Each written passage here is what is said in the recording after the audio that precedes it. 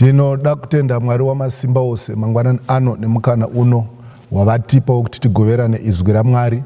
Regai ndiremekedze the president of AFM in Zimbabwe, Dr. A.D. Madau, and the entire board ravanoshanda navo.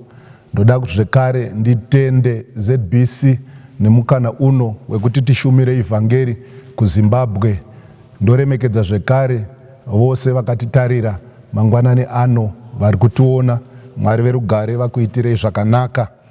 Mangwanani ano ndoda kuti tigoverane izwi raMwari kubva kuna Matthew chapter number 13 from verse number 10. Bhaibheri redu rinoti, zvino vadzidzi vakauya kwavari akati, munotaurireiko kwavari nemufananidzo?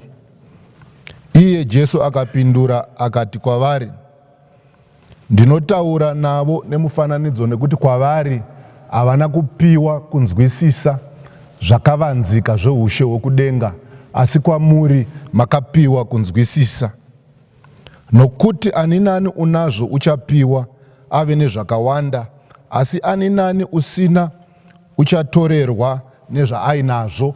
Mangwanani ano musoro wenyaya wandoda kuti tifambe nawo unonzi kuva mudzidzi waJesu kana kuti muteveri waJesu. Pano tiri kunzwa vadzidzi vari kuenda kuna Jesu mushure mekunge sevhisi yavanga vapinda yapera.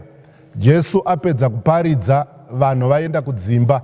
Si Bhaibheri riri kuti vadzidzi ndokubva vauya kuna Jesu, ndokubva vati, nhai Ishe, munotaurirei kwavari nemufananidzo? Nekuti mufananidzo mutauro wakawanda wekuti vashoma vanogona kunzwa zvaunenge uchitaura. Saka pano chechi yose yaenda kumba iri kufara kuti Jesu aparidza, vari kufara kuti nhasi Jesu anga achishumira. Asi vadzidzi ndo vari kuona dambudziko kuti vanhu vanogona kunge vaenda zvavo kudzimba asi havana chavanzwa. Zvino toda kuti tinobvunza kuna iye Jesu kuti sei achiita tsika yakadaro yekuti vanhu vakaungana kuchechi vachida kunzwa zvaanotaura, iye unotaura navo nemufananidzo waanoziva kuti havanganzwe. Ndo pavari kuenda vachiti, nhai Ishe, munotaurirei kwavari nemufananidzo? Mazwi evadzidzi haasi kuti mataurirei kwatiri nemufananidzo, ari kuti munotaurirei kwavari, sekunge ivo vanga vasimbo musevhisi yaparidzwa naJesu, asi ivo vari kumwe kunzwisisa kwavainako kusina imwe chechi yose yaenda kumba. Jesu ndo paari kuti kwavari, imi makapiwa kunzwisisa, asi ivo havana kupiwa kunzwisisa. Nokuti uyo unazvo uchatorerwa ogotosara asina. Mashoko iwayo Mwari Jesu chinangwa chake achida kungoti mumwe nemumwe ave muteeri kana kuti mudzidzi waJesu, nekuti umambo hwatiri kuteera mahuri kana kuti hwatiri mahuri hwakavanzika. Hazvisi pachena kumunhu wese, asi zvine vakapiwa kunzwisisa. Now Bhaibheri riri kutaura zvakanaka kuti ava vadzidzi vakauya kuna Jesu. Izwi rekungoti mudzidzi nechirungu rinoreva a disciple kana kuti a student.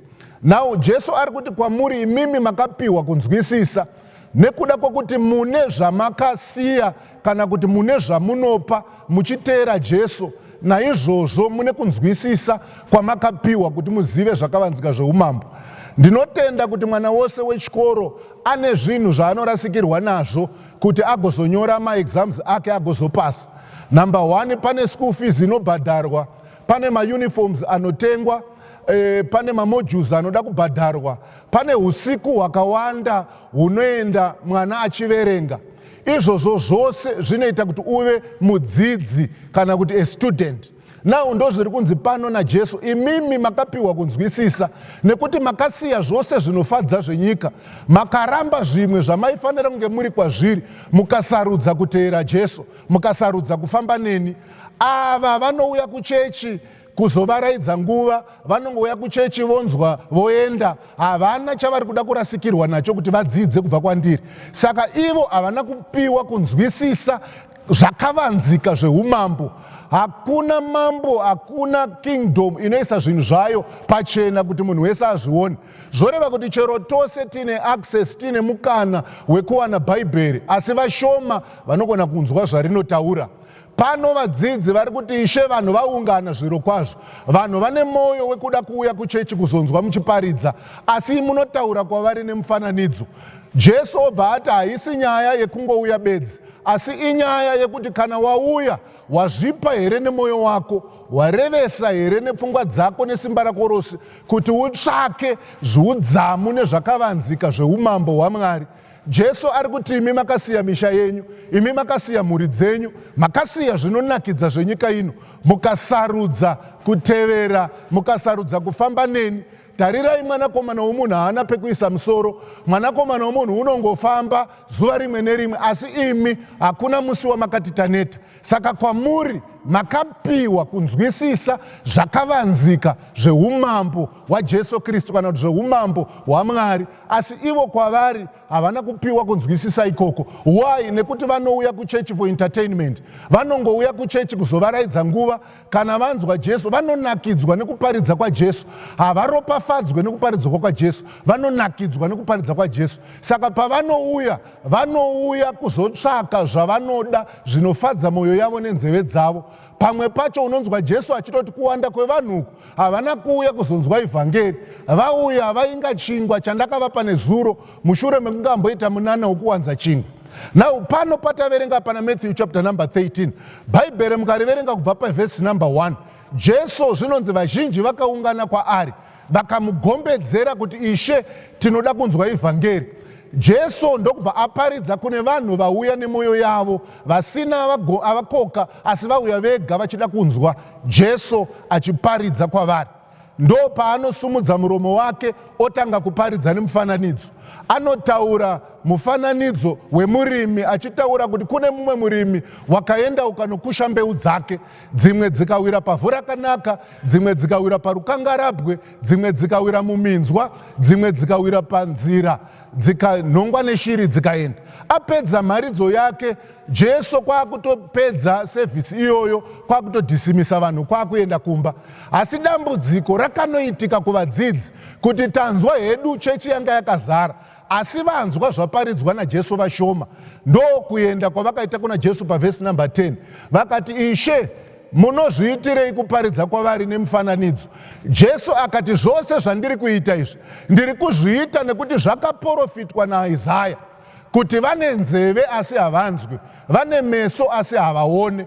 Saka zvandinoparidzira nemufananidzo, ndinoda kuparidza nemufananidzo kuti vasandinzwe uye kuti vasandione, nekuti ndikaparidza nezvavanonzwa, vakandinzwa vachatendeuka. Zvino vakatendeuka, ndaita Isaya murevi wenhema, uye handina kuita Isaya chete murevi wenhema, ndaita akatuma Isaya murevi wenhema.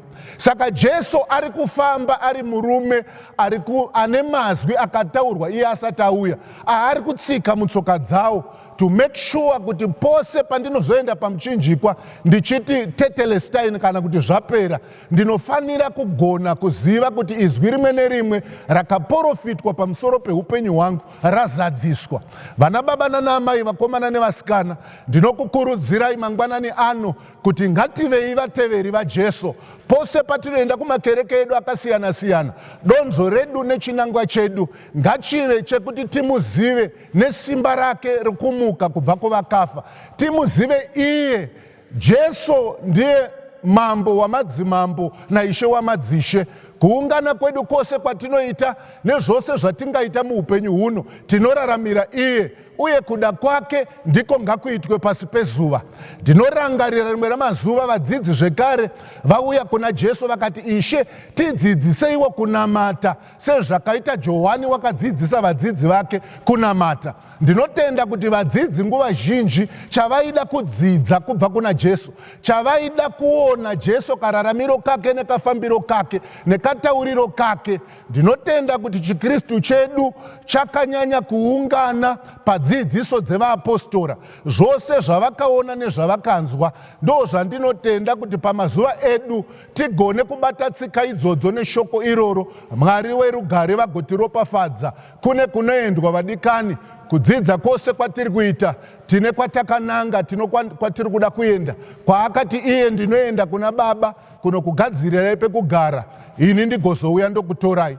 namangwanani ano ndiri kutenda kuti ani nani wakanditarira, uri kundinzwa kana wakanditarira mangwanani ano, Mwari wenyasha ngavakupe mwoyo wekuda kudzidza, ngavakupe mwoyo wekuda kunzwa zvinobva kuna Mwari zuva rimwe narimwe. Ndisati ndabuda kuenda kubasa ndinoda kunzwa izwi raMwari, ndisati ndabuda kuenda kuchikoro kana kucollege ndinoda kunzwa izwi raMwari, ndisati ndaenda kumabhindauko angu, ndisati ndaenda kumarketplace ndinoda kunzwa Mwari kuti vari kuti kudii nezuva ranhasi, vari kuti kudii nezuva ramangwana, vari kuti kudii neupenyu hwangu. Ndinotenda kuti Zimbabwe haizorambi yakadaro kana tikava nevadzidzi, kana tikava nevateveri vaJesu Kristu. Mangwanani ano munamato wangu kuti Mwari wenyasha ngavatipe mwoyo unoda kunzwa zvakanyanya kubva mumuromo waMwari, zvakanyanya kuda kunzwa kubva mubhuku redu Bhaibheri, shoko raMwari.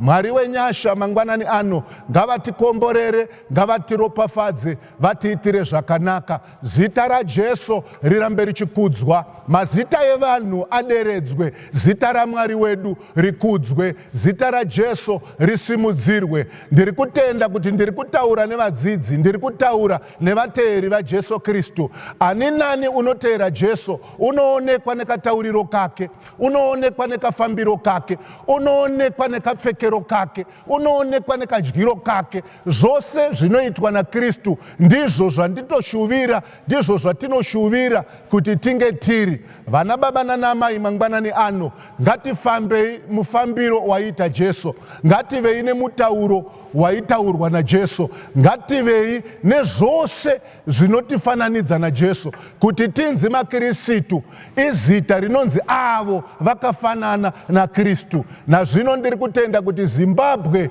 inyika yevaKristu, Zimbabwe yakazara nevatendi. Naizvozvo ndiri kutenda kuti Mwari wedu haazotifuratiri, Mwari wedu haazotipiri gotsi. Pose patinopfugama tichinamata sevadzidzi, sevatendi, sevateereri, Mwari wenyasha unotiropafadza. Ndiroda kunamata mangwanani ano ndichinamatira mumwe neMwari kundinzwa, kuti Mwari ngavakukomborere uchibuda muguta, uchipinda muguta. Ngavaropafadze zvizvaro zvedumbu rako, ngavaropafadze kumatanga zvaunobata namaoko, ngazvirege kufa zvaunobata, ngazvirege kusvodza. Mwari wenyasha ngavaropafadze basa ramaoko ako kubva iko zvino nokusingaperi, muzita raJesu. Amen.